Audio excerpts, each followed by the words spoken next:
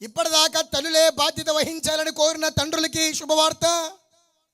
వారి భుజాల మీద మీ కొడుకుల్ని కూతుర్లు పడవేయకుండా నీకు కూడా బాధ్యత ఉందన్న విషయాన్ని ఈ రాత్రి సభాముఖంగా మీకు జ్ఞాపకం చేస్తున్నాను. గట్టిగా స్తోత్రం చెప్పండి. తల్లులే కాదు,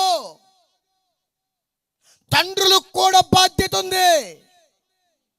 తండ్రులు కూడా వారి పిల్లలను శిక్షలో ఏం చేయాలి? పెంచాలి, బాధలో పెంచాలి.